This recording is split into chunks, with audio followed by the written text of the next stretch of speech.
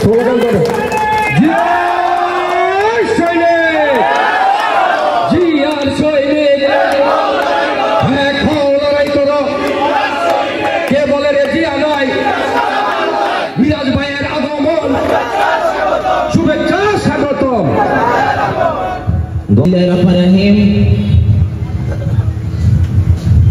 BCIC school Boxanagar colony কর্তৃক আয়োজিত ঈদ পুনর্মিলন অনুষ্ঠানে আমাকে এবং বিএনপি নেতৃবৃন্দ, যুবদল, ছাত্রদল, স্বেচ্ছাসেবক দলের সকলকে বিআইসিবি এবং বক্সনগরের আয়োজনে যে আমাদেরকে আমন্ত্রণ জানিয়েছেন তার জন্য সকলকে আন্তরিক শুভেচ্ছা এবং অভিনন্দন।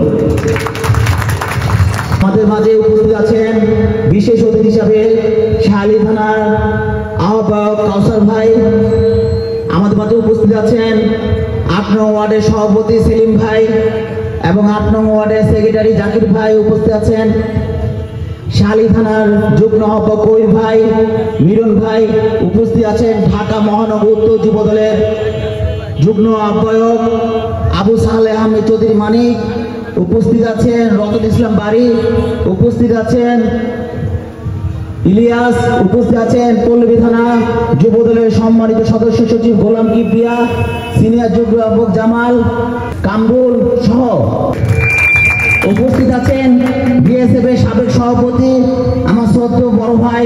যুবদল, ছাত্রদল সকলকে জানাই আবারও ঢাকা মহানগর উত্তর যুবদলের পক্ষ থেকে আন্তরিক শুভেচ্ছা অভিনন্দন। প্রিয় নেতৃবৃন্দ, আজানের সময় যেহেতু বক্তব্য ছোট করব, আপনি জানেন দীর্ঘ 16 বছর নিপীড়ন নির্যাতন সহ্য করে আমাদের নেতাকর্মীরা গুম হয়েছে, খুন হয়েছে, বিচার বহির্ভূত হত্যাকাণ্ড শিকার হয়েছে।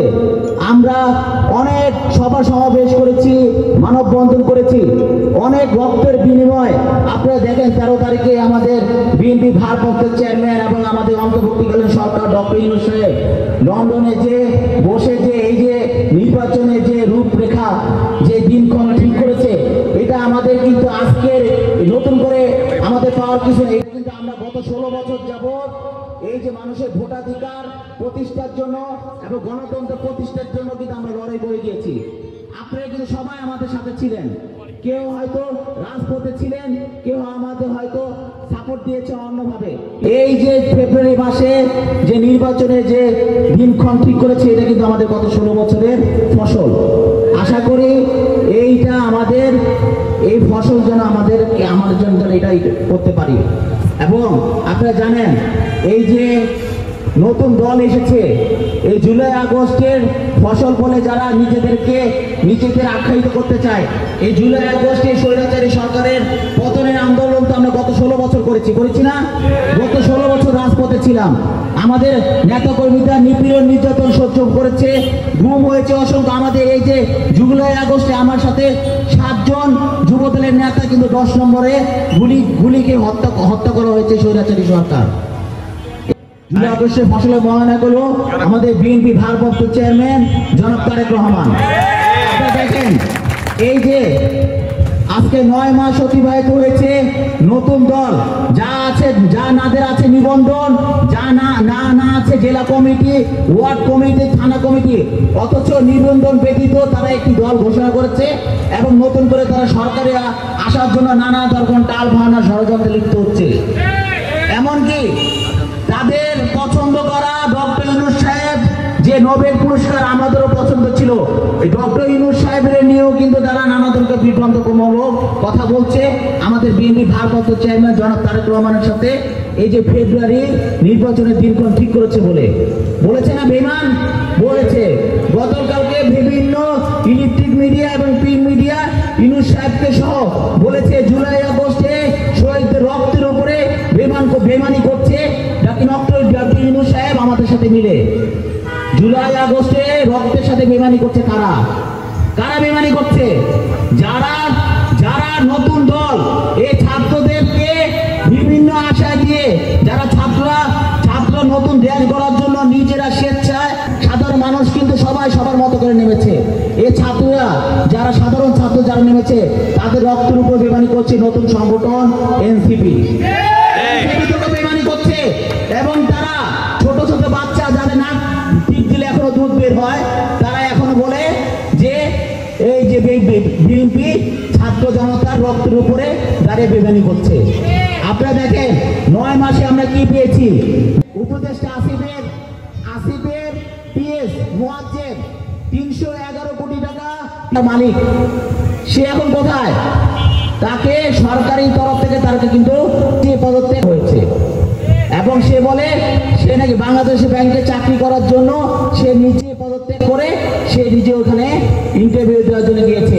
আপনি দেখেন স্বাস্থ্য উপদেষ্টার পিএস মাহবুবুল হক 150 কোটি টাকা মালিক এই 9 মাসে।